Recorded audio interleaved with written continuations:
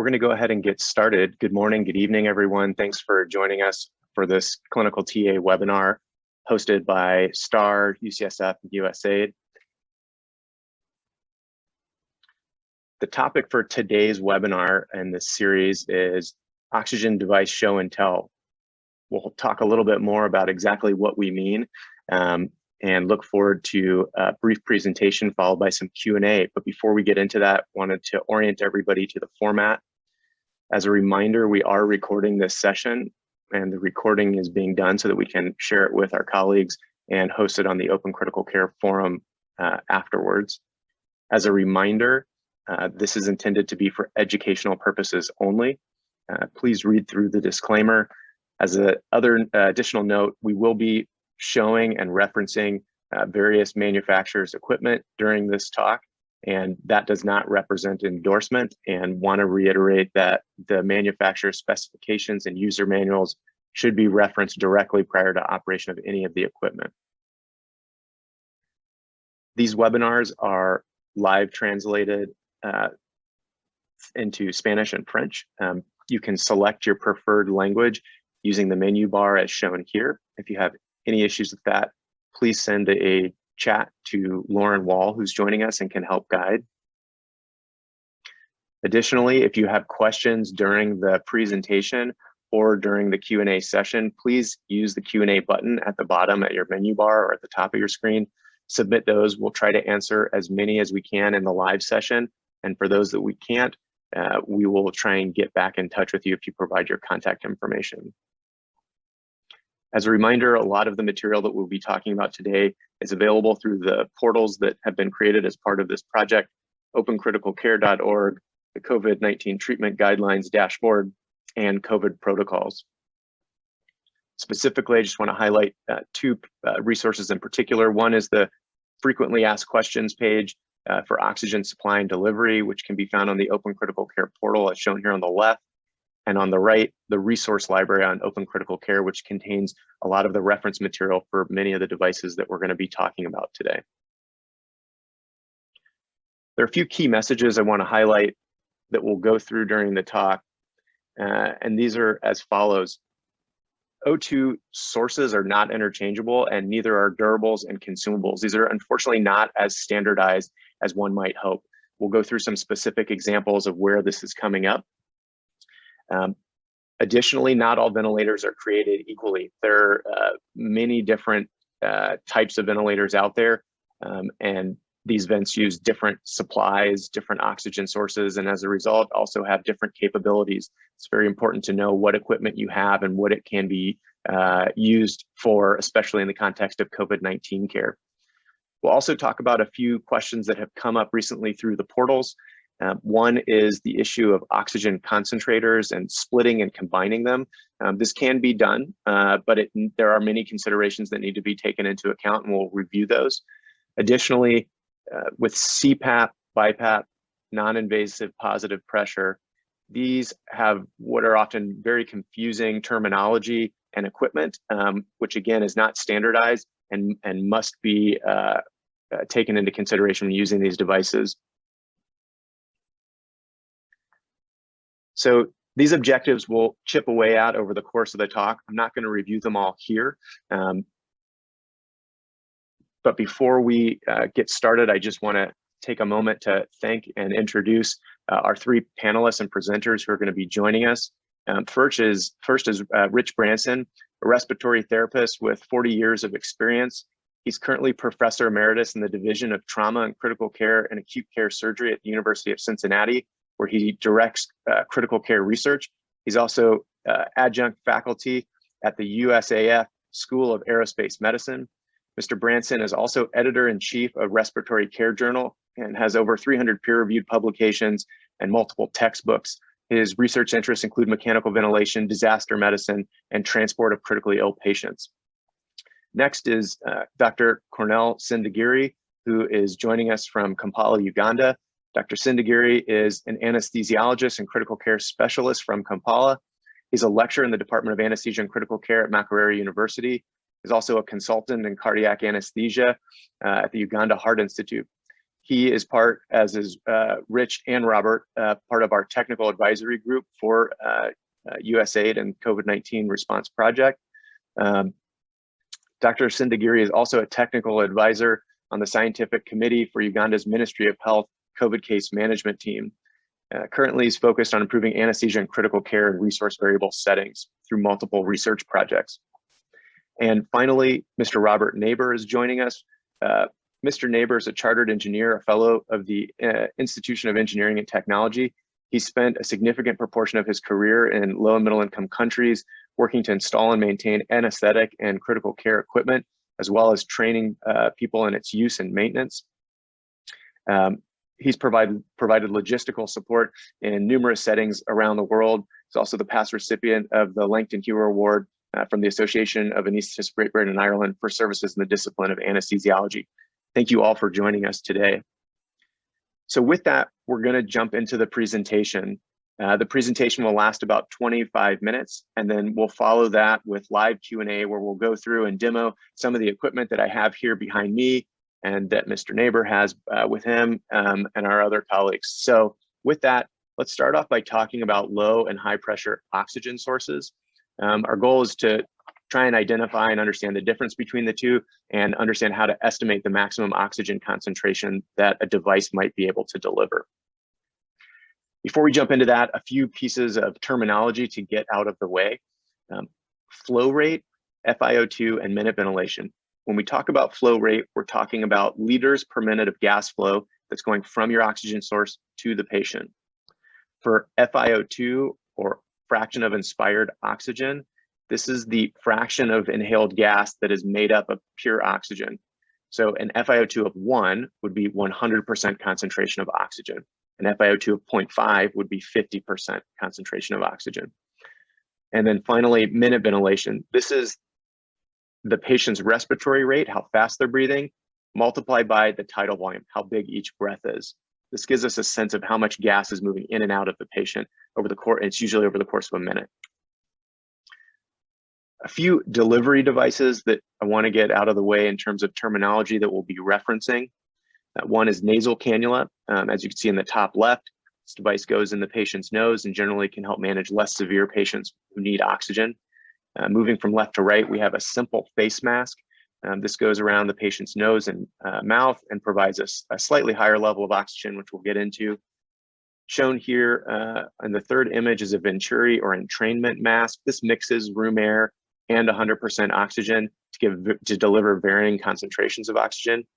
This won't be covered much in this particular talk. That was the subject of some other content that we've shared on the portal. And then finally, a non-rebreather mask, which looks like the simple face mask, but has a reservoir attached to it, as well as some one-way valves on the mask. This can deliver a higher concentration of oxygen than the other devices shown on this. The last bit of terminology here, drawing the distinction between the nasal cannula on the last slide and high flow nasal cannula. This is a high flow nasal cannula setup. These can look many different ways, but the key components are a humidification system, heating element, a blender, and a high flow flow meter. These deliver much higher concentrations of oxygen than the nasal cannula shown on the prior slide and require special equipment to do so. In the middle is shown, we're showing a CPAP or continuous positive airway pressure or BiPAP mask. This would be connected to a number of different types of device. This will be the subject of a few slides later in the talk. And then finally, mechanical ventilators, which also come in lots of shapes and sizes, and we'll get into that a little bit more later.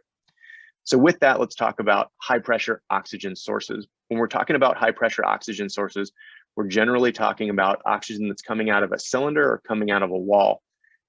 They are not equivalent, and we'll go through that a bit in the demo session. When we're talking about cylinders, we're usually talking about PSI of about 2200, and that's too high to go directly into any delivery devices. It's certainly too high to go directly into a patient, and so it has to be stepped down using an oxygen regulator.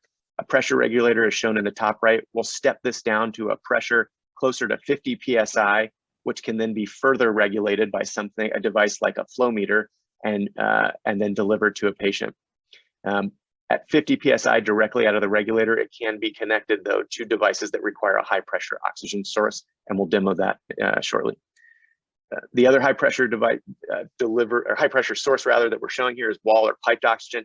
This is generally at 55 psi, give or take, 3.5, 4 bar. And this is capable of driving all the high pressure oxygen devices, including high flow nasal cannula, mechanical ventilators, etc. This may come directly out of a wall source or a cylinder. A wall plate is shown here on the right, of which there are many different kinds. Just to reemphasize, the number of ways to get from a high pressure oxygen source to a delivery device are many. Here are shown some of the various types of connectors that you might encounter, and they are not interchangeable. Unfortunately, this is not something that's been standardized globally and differs within regions, even within countries, both in terms of shapes and sizes, but also colors as well. When we talk about low pressure devices, this is pressure that is can be delivered directly to the patient and doesn't need to be further regulated. When we're talking about this low pressure sources, we're generally talking about something coming out of a flow meter, as shown here, generally 0 to 15 liters per minute, or an oxygen concentrator. Most oxygen concentrators deliver gas oxygen flow at about 5 or 10 liters per minute. It differs by device, so you need to check and see what the particular device you have specifies. There are some portable oxygen concentrators that are capable of delivering higher liter per minute flows, but those devices tend to be much larger, much louder, with different energy power requirements, and we'll talk about that a little bit later. But just to say, most oxygen concentrators that you would be encountering are going to be either 5 or 10 liter per minute flow, and that flow is coming out at low pressure. When we're talking about getting from a low pressure device to a delivery device, we're usually using what's called smooth bore oxygen tubing. A couple different shown here on the left 2 images, comes in different colors, different lengths. Many delivery devices like the nasal cannula shown on the right have smooth bore oxygen tubing effectively incorporated into it, so you can connect directly to a low pressure source. I'm going to touch very briefly just for terminology on different oxygen sources, but we won't get into too much detail with regard to liquid oxygen, other than to say liquid oxygen, when it comes out of the supply, generally is piped at high pressure to the facility. So we consider a liquid oxygen to be a high pressure source.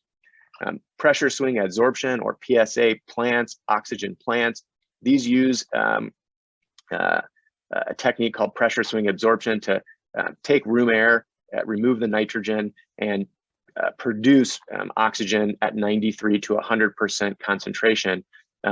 That gas is produced at low pressure, and but with a compressor can be compressed to either fill cylinders or to deliver to a hospital for a high pressure source.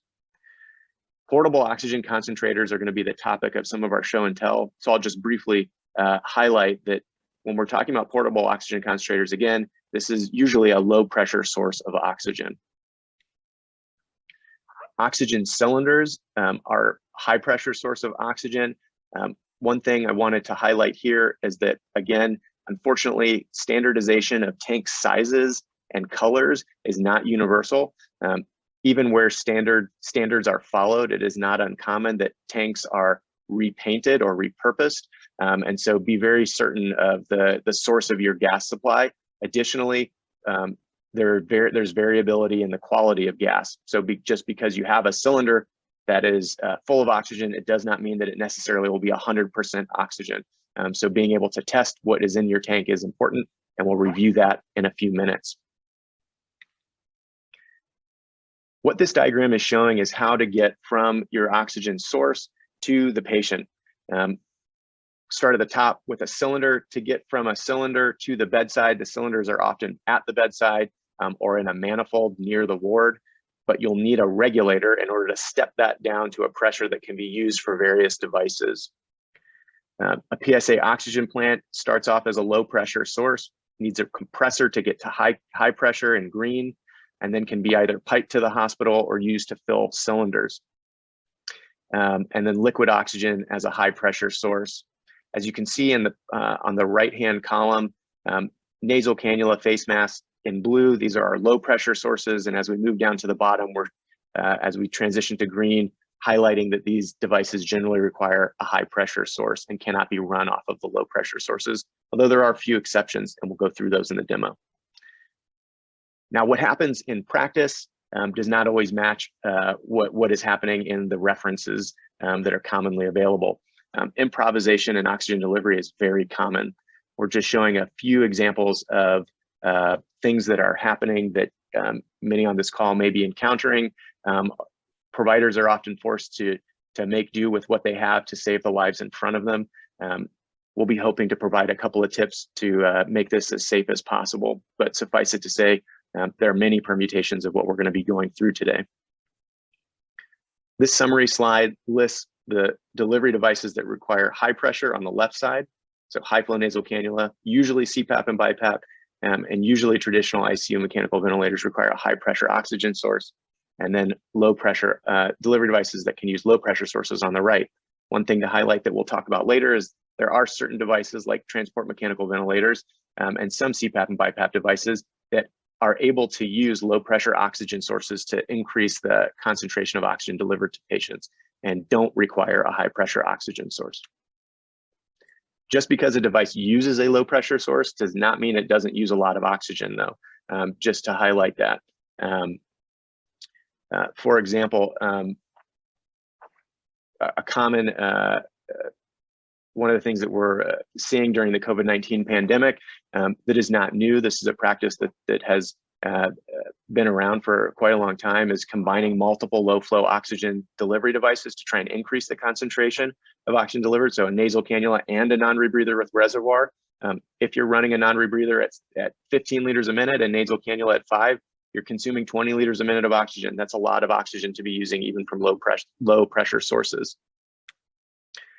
In this slide, we're showing the FiO2, the concentration of oxygen that's being delivered with different low flow and high flow devices. If you ask 10 providers to name the FiO2 for the delivery device, you're going to hear probably 8 different answers. There's a lot of variability in this, but there are good physiologic studies to try and identify this, the FiO2 delivered. The one thing I want to highlight is with non-rebreather face mask with reservoir is probably where a lot of the variability and reporting happens.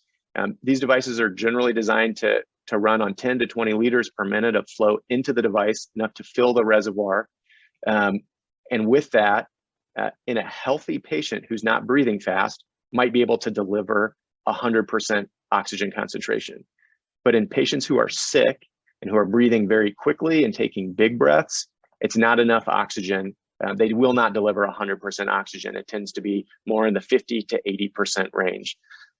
As we move down the list with CPAP, BiPAP, or non-invasive positive pressure ventilation, as it's labeled here, invasive mechanical ventilation, and high flow, you can see the flow rates. CPAP and BiPAP generally consume more oxygen, in large part because of leaks that are encountered during delivery, than does invasive mechanical ventilation, and high flow nasal cannula uses a huge amount of oxygen. We've included this slide for reference, but we'll continue moving through it in the interest of time. This is effectively showing how many tanks you might use and how long a cylinder of oxygen might last for different flow rates that are shown in the left-hand column. And we've also created a calculator and interactive tool online at Open Critical Care where you can play around with different oxygen delivery devices, different oxygen sources to see how long they will last at different flow rates. So let's talk a little bit about how much oxygen is being delivered and how much oxygen is consumed by different transport ventilators. This is a question that we receive commonly. So some ventilators like the LTV 1200, which is behind me here, and we'll go through that in a few minutes, as well as the ZOLL 731, which you can see over my shoulder. These can run off of a low pressure oxygen supply or a high pressure oxygen supply. What allows them to do that is they utilize a blower or a compressor or turbine that allows them to entrain room air, compress it, and drive the ventilator, use that as some of its gas supply.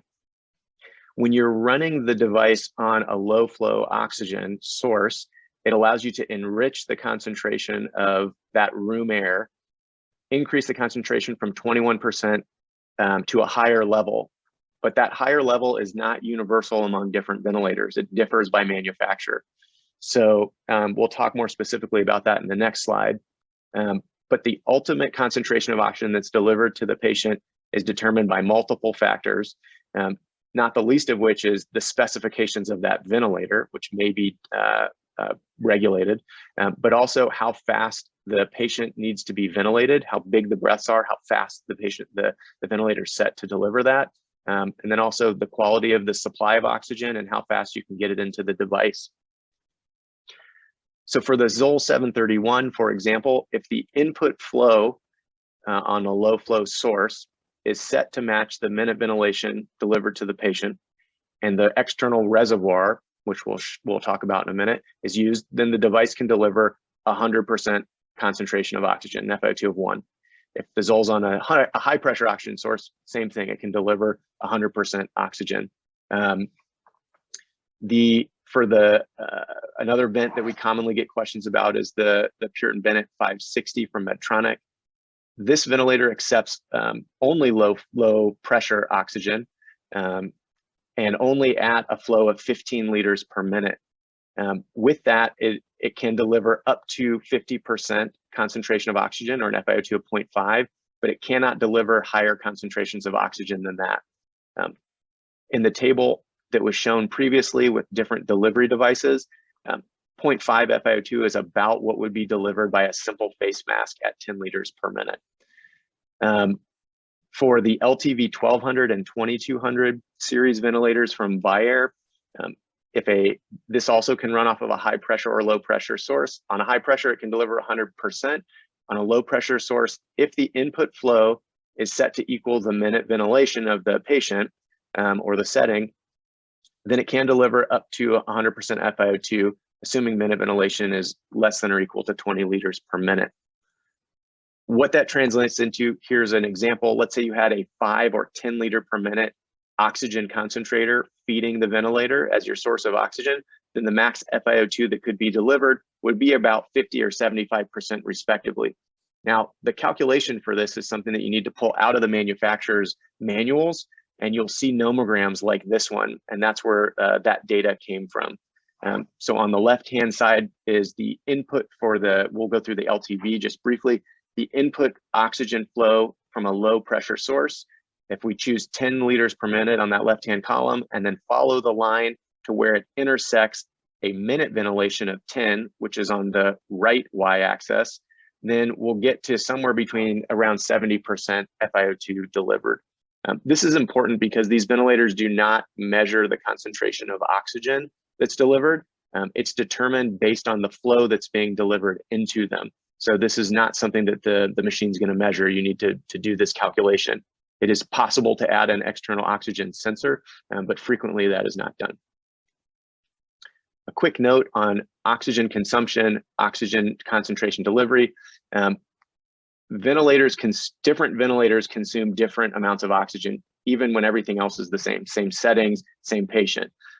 Again, you have to know the specifics of your ventilator, and a lot of this has to do with something called bias flow, which is a term and concept that many healthcare providers are not familiar with. This is a flow that allows some ventilators to stabilize PEEP and more precise flow triggering during the respiratory cycle, during the expiratory phase. Not all ventilators have bias flow, and for those that do, they use different amounts of flow. What this translates into is for ventilators that use bias flow, they will consume more oxygen than you may otherwise predict if you're not accounting for it. Similarly, if they have bias flow and you're using a low pressure oxygen supply, especially with non-invasive modes and leak compensation, the oxygen concentration delivered to the patient can be significantly diluted. All right, so now I'm going to hand over to Mr. Branson to go through some of the common issues that have been arising around non-invasive ventilation setup, including some of the key differences between home CPAP and ventilators with CPAP functionality, as well as some of the different masks and circuit types. Thanks, Mike. So this just shows you the variety of ventilators that you might see, from the far left being an ICU ventilator that's common in most places in the US in intensive care. The LTV, which is a ventilator that is mostly used for long-term care and transport, but can be used in intensive care. Then there's a device there from Philips that does invasive and non-invasive, but is really meant to do non-invasive primarily. And then the one to the far right being mostly a non-invasive device for home CPAP or for BiPAP. Masks are really something that you have to pay attention to, and there are just so many manufacturers and so many types. And here, just to give you an idea, from the top left, this is usually considered just a nasal mask, often used for home CPAP for patients with obstructive sleep apnea, often used for non-invasive positive pressure ventilation for patients with COPD at home. The next picture is using nasal pillows, which is think of a system that's just pushing up into your nares, and as the positive pressure comes through, it fills the little cuffs and keeps a seal. The next one is more of what you would see for a CPAP system. That's a oronasal face mask, so covering the mouth and nose. The one on the far right is another one that has a kind of a nasal pillow interface.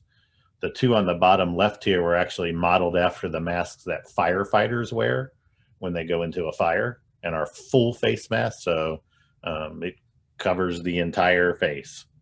And then the helmet was on the far right. I've worn the helmet. It's not available in the United States yet, but the helmet is very popular in Europe, and especially in Italy, and has been used successfully in COVID-19. So, and I want to spend a little time here, and I'll try not to talk too fast. These are different mask types. They all look like the same mask across the top, but they have different intent. So the one on the far left has a vent built into the mask, so the leak port is in the mask. And there's also an anti-asphyxia valve in case the ventilator fails or becomes disconnected. The patient can draw in room air. But that leak port is very important for all the devices that you might consider home CPAP or BiPAP, because they're meant to work in the face of a leak, because even if you don't have the vent for the leak, it'll leak around the nose or around the cheeks. So this allows the ventilators to more easily detect when the patient wants to take a breath and when the breath is over. So that's the mask that you should use when you're using a BiPAP device.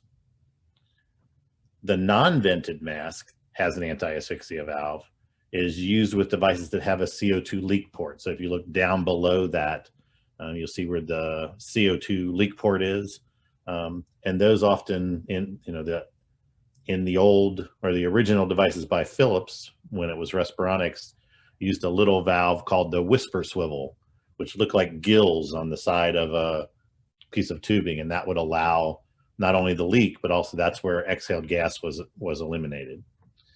The other mask is a non-vented mask. So this mask there's nothing on it that's going to change the leak port, and is used primarily when you use an ICU ventilator or when you use a ventilator that's not meant to work with a leak. And this is something that Mike has reported, and that's that if you take the LTV or the 731 and try to use it with a vented mask, it will never be able to catch up to the leak. You'll never establish the positive pressure you ask for, and the patient will do poorly. So this really is very important to pay attention. And unfortunately, the manufacturers are all different, but these masks were made. So I know when I look at the one on the left, it's clear elbow that connects it. I know that's a vented mask with an anti-asphyxia valve. The one in the middle has just blue on the bottom. I know that's a non-vented mask with an anti-asphyxia valve. And the one that's all blue, I know doesn't have a vent or an anti-asphyxia valve. So there are ways manufacturers try to make this easier for us. I'm sorry, Mike, go on. So this is one of the other issues about the use of the masks and the circuits are humidification. So on the top, you're showing a dual limb circuit. So the LTV or the 731 connected to the mask. And so the patient breathes in and then exhales back out through the HME and down the expiratory limb and out into the room. HMEs only work by patients exhaling through them and then the inspiratory gas coming back. And that temperature change between the warm gas and the cool gas is what allows the vaporization of the moisture and delivery back to the patient. So that's important. Now I will tell you, I'm sorry, can you go back, Mike?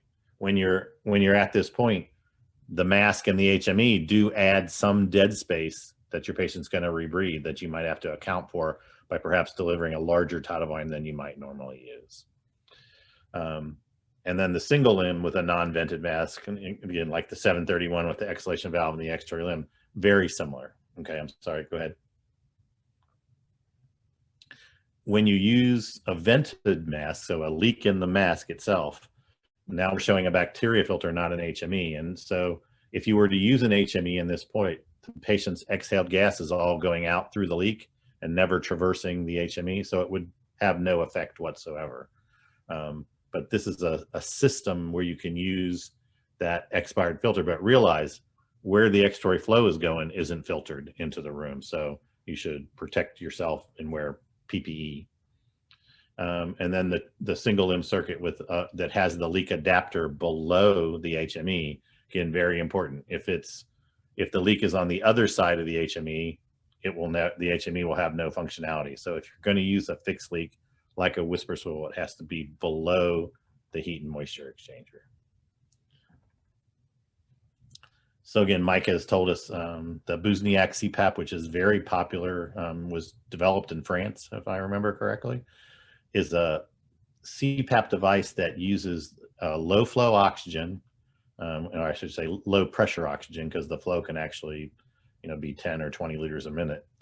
And it creates the CPAP they refer to it as a virtual valve, but it's basically the combination of the resistance that you're exhaling through and the flow. So the Busniak CPAP is commonly used in emergency medicine, both in Europe and now more frequently in the US, commonly to treat patients who have cardiogenic pulmonary edema until they can get afterload reduction and Lasix. It's very simple to use. You just strap it on the patient's face and turn on the flow meter, connect it. When we say it's not equivalent to CPAP, so a CPAP device or the CPAP on your ventilator or the home CPAP device is servo controlled. So if the patient takes a deep breath, it provides more flow to maintain the pressure, the CPAP, continuous positive airway pressure. And in these devices that are based on a single flow, when the patient takes a big deep breath in, if the flow isn't high enough, the work of breathing of the patient goes up. So the patient has to work harder to get that air. So that's a little bit of the problem. And again, because there's no servo control, there's no leak compensation. You also don't know what the pressure actually is. There's really no alarm system. And it's very difficult to humidify this, even though the upper airway is intact, which helps provide the humidity. But it has been used in COVID-19, and we're not sure how well it would work in a high minute ventilation situation. The Oxera device is very similar, coming out of South Africa, has an adjustable PEEP valve. And as you look at this picture, it's like a non-rebreathing mask. So it has the oxygen reservoir here on the bottom. To the side, you have both an anti-asphyxia valve and the ability to control the CPAP level, and then a filter here. Again, very easy to use, uses low flow oxygen, but again, if the patient is taking a big deep breath, they're gonna draw the pressure down below the CPAP level significantly. There's no ability to compensate for a leak if the mask moves, so you could lose all of your pressure and not know it because there's no pressure monitoring. The humidification is an issue. My own feeling is it seems the literature suggests that CPAP works for people with COVID-19 who are in the PF ratio range of 200 to 250, but less than that, they don't do nearly as well. Okay. So Mike, you want to go? Thanks for that, Rich. Yeah, and so here's just a summary of some of the take homes from what we've talked about. And without, I don't want to delay, just in the interest of time, so we're going to go ahead and jump over to Robert so that we can do some demo. What we're going to do next is Robert is going to go through and demo a few things around oxygen concentrators, and then time permitting, we'll go ahead and show how to connect the LTV and ZOLL to low pressure and high pressure sources. And then lastly, go through some circuit types and mass types, and hear from Dr. Sendagire as well on some of the CPAP-like devices that we're hearing about. So Robert, I'll hand it over to you.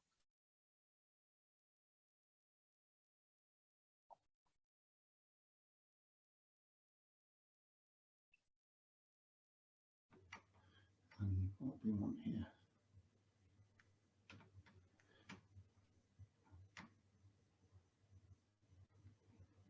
You want me to share screen? Yeah. Go, over to you for the live demo. Okay. We can see and hear you. You can see and hear. Okay. Got the camera. Yeah, I just need it to go bigger. Thank you. Okay. Right. So over here we've got two common oxygen concentrators. They're different models, but they're both 10 litre a minute. Oxygen concentrators are an extremely good source of oxygen at low resources. They have a few things that can cause a bit of an issue. One is electrical power, and you may need to do some line conditioning for the power systems. Any form of voltage stabilization is a good idea in those circumstances. The other problem with concentrators is filters need to be kept clean. These must get cleaned all the time. Third, if you position an oxygen concentrator back against the wall or against the curtain, you're going to reduce the airflow through it and cause problems. And finally, the big thing for me that causes a great deal of problems with concentrators is people over demanding. These are 10 litre concentrators. If you try to take more than 10 litres from it, then two things will happen. One is the concentration of oxygen will start to fall away. And secondly, you will damage the sieve beds internally. Moisture will build up and then they become contaminated, and the machine will eventually fail. So never go beyond the limit of the concentrator itself. And that's a particular issue if you're using flow splitters. There's been a lot of talk about joining two concentrators together to get a higher flow. That's perfectly reasonable to do. It's best if you can use two concentrators that are the same, because that helps balance the pressures on the output. Some concentrators have much higher pressure outputs than others. So these two are both about 20 psi output. Some of them go down to as low as 7 psi. So if you mix and match those pressure outlets, you run into problems. But if we switch these on,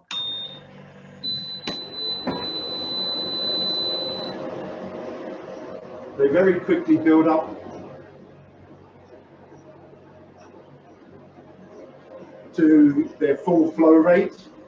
And there's been a lot of talk about when you put oxygen concentrators through long tubing, you get a decrease in the flow rate. Providing you've got enough pressure from the output, and that's not the case. I've put both of these concentrators on 50 meter hoses, okay, and then I've joined them together with a very simple white piece, and then taken that out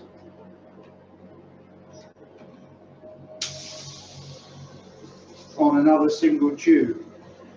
If I take an electronic flow meter here and put that on there, you will see very quickly we're already up to some pretty high levels, okay? So we're getting up 18, 19 litres a minute out of 2 10-litre oxygen concentrators. But we could take that single flow now from here and we can put it into another Y piece and split that down to 2 separate flow splitters. So we could independently control these, and we got 3 here on 5 litres and a further one here over on 5 litres. So we're still getting our full 20 litres from these 2 machines. And that's good news. We can also check to see what sort of concentration we're getting out of those. I've got a couple of handheld oxygen analyzers here. These are relatively cheap, and people really should try to provide these with oxygen concentrators. So we're already producing 91% O2 on here. Okay. And just to prove what sort of pressures we're getting, we've got a small pressure gauge here, and we're still getting our 20 psi pressure, even though we've got 50, 75 feet of tubing on here.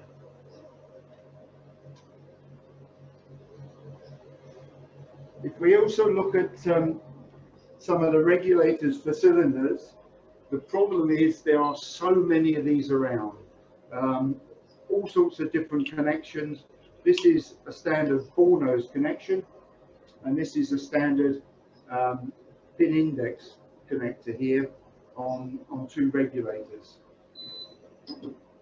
You can get an adapter for regulators. So we've got a pin index fitting here that will fit on the cylinder. And then we can fit a ball nose regulator to that. And there are quite a lot of these out there, and they seem to work really quite well.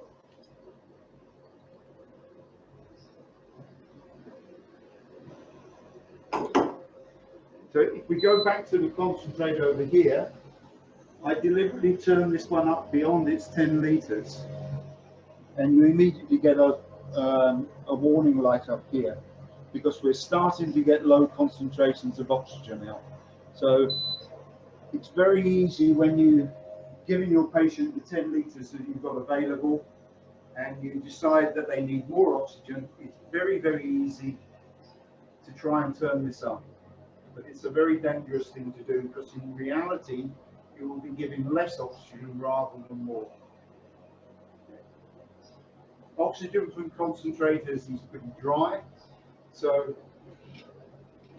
most of them come with some form of humidification, and you put clean water in here and fit this underneath the concentrator output.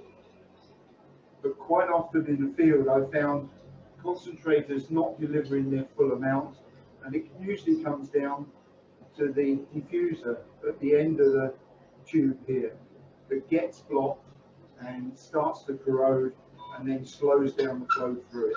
So keeping humidification bottles clear is really very important.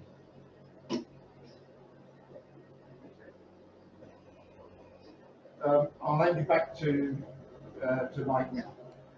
Robert, we have one quick question I was hoping you could address while you're there. That question is, how often do the filters for concentrators need to be cleaned and changed?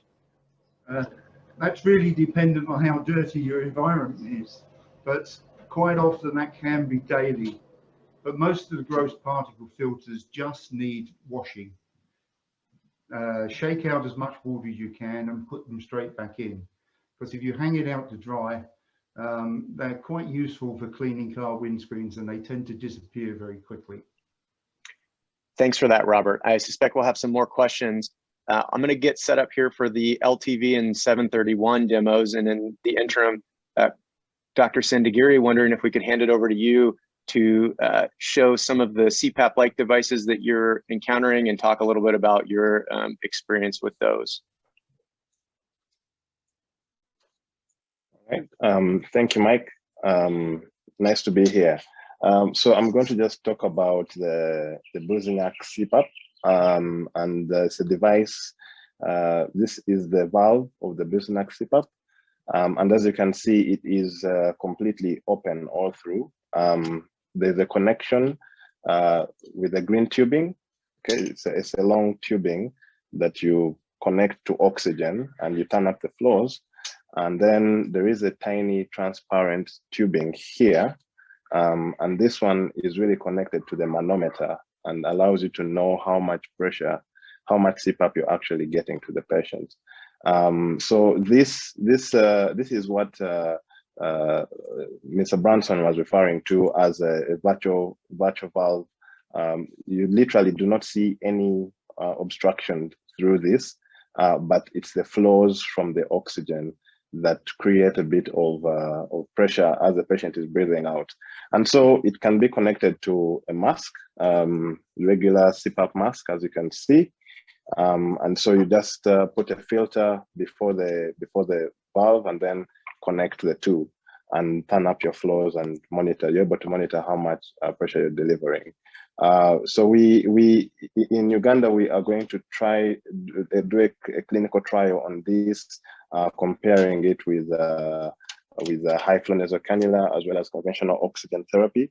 And this is mostly for patients with acute hypoxemic respiratory failure in different settings, but mostly outside the ICU.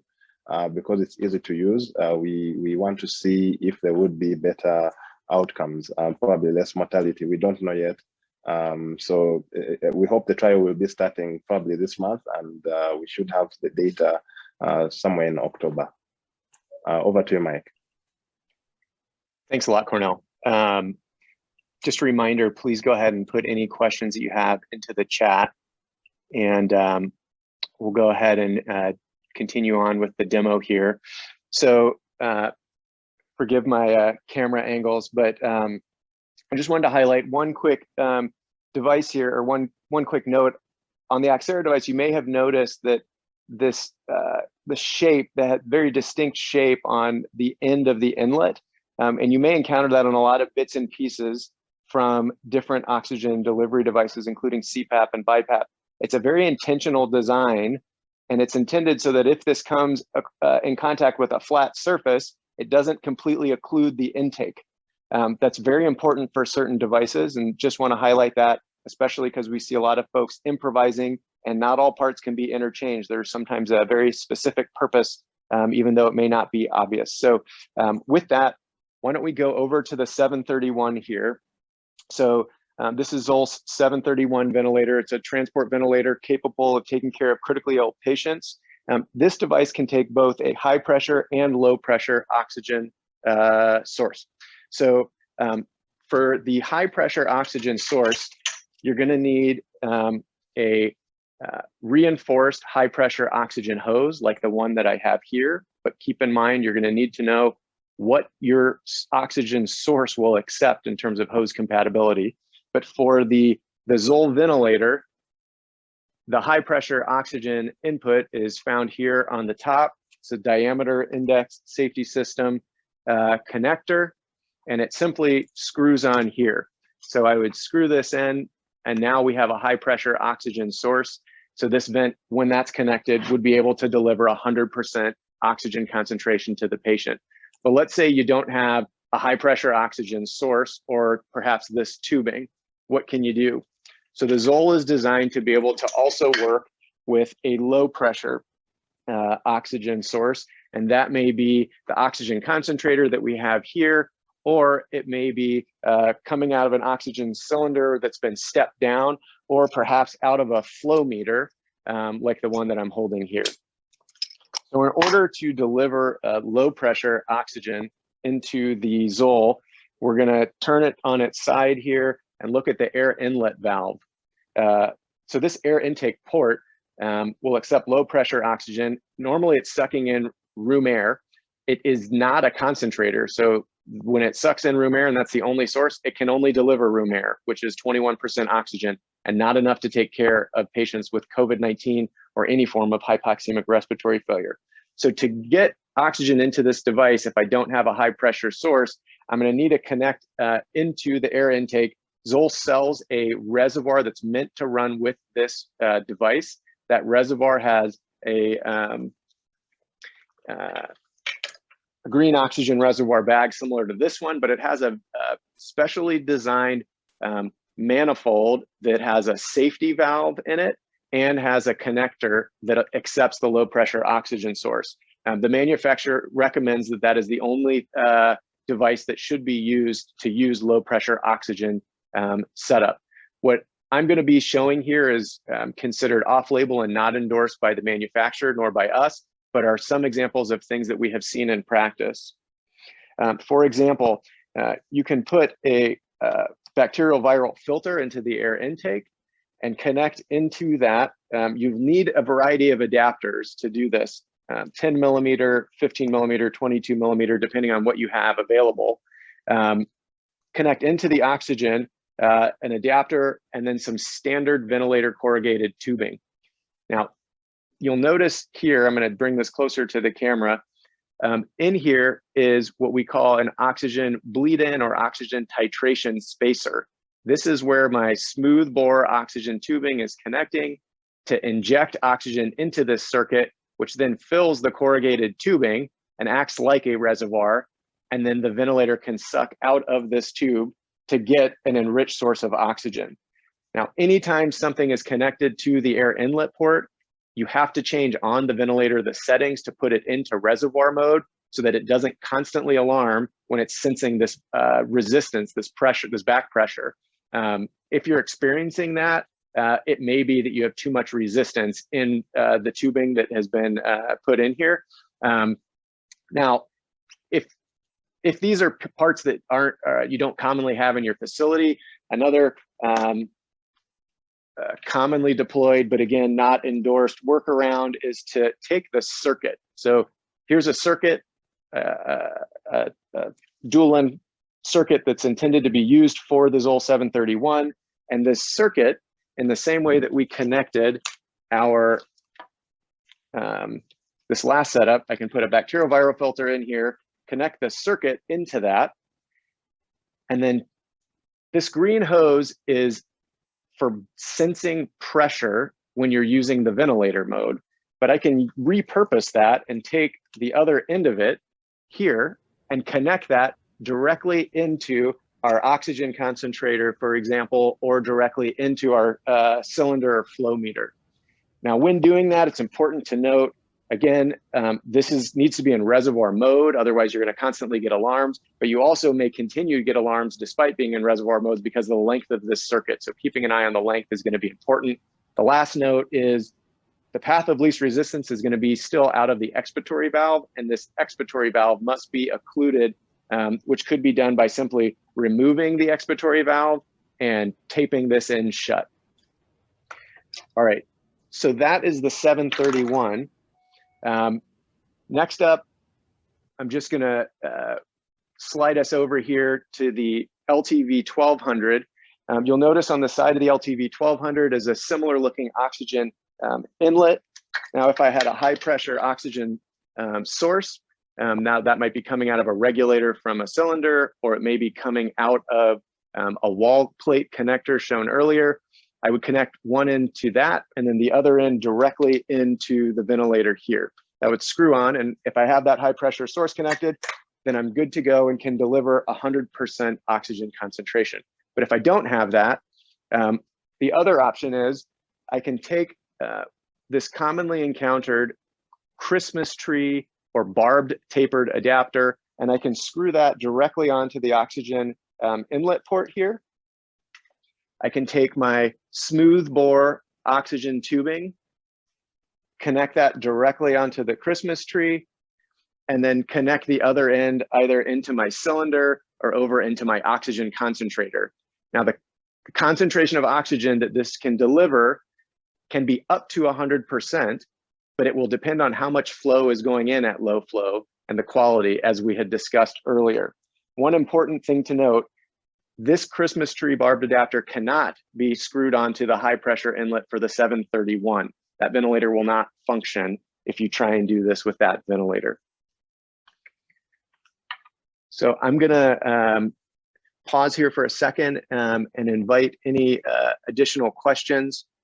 And then in the last 2 minutes, we'll briefly show a couple of the circuit types and masks used for CPAP and BiPAP.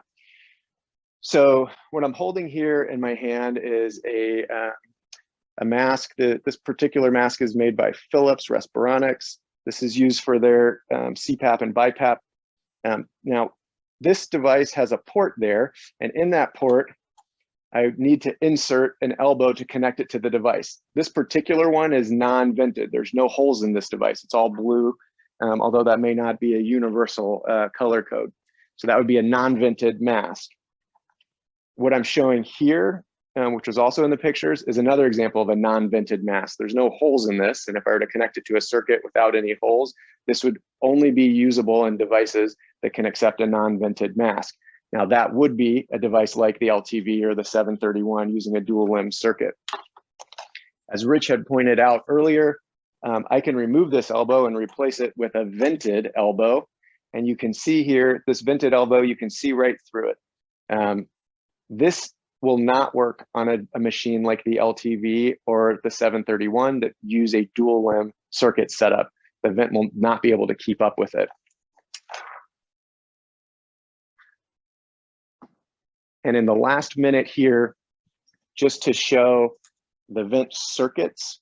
So this circuit is a true single limb circuit. It is literally one hose. It connects from a device similar to this home CPAP device that I have here, and it would connect into a mask that would need to be vented. What we have, which we are showing for the 731, is a dual limb circuit. So you can see there's an inspiratory and expiratory limb to this circuit. And over my shoulder here, which is a little bit off camera, I don't think that you guys can see this, but this would be a traditional dual limb that you might see on a traditional ICU ventilator, inspiratory and expiratory limb that go all the way back to the device. So with that, I'm going to go ahead and stop the demo. And our final question here as we wrap up, what are the options to feed a ventilator LTV from a K-tank without having low pressure alarms triggered? Thanks very much for this question. So most ventilators, if you're using high pressure or low pressure, are going to need you to tell it which source you're using. So on the LTVs, there is a button, and when you are using the low flow oxygen supply, you need to set that on the ventilator. On this LTV 1200, the button is right here. So when I'm using the low pressure oxygen source, I need to let it know that. Otherwise, you're right, it will continue to constantly alarm on you. For the LTV, when using the low pressure, you have to tell it that you're in reservoir mode so that it doesn't alarm at the resistance. Thanks very much for that question. We're up on time, but if there are additional questions, please go ahead and email us through the Open Critical Care portal. Give a final opportunity for comments from Rich, Robert, and Cornel. And Rich, Robert, Cornel, any final comments on any of that? No, I think the key is understanding each individual ventilator and the point. They all have different alarms, and the 731 can have a very sensitive, if you can put a CBRN filter on there, and if the filter become occluded and the compressor has to work too hard, it alarms. The same thing can happen if you put a long circuit on there. So if you put that long circuit on there to be the supplemental oxygen, and you start to get a alarm that the compressor inlet is too high, then you just have to shorten the tubing.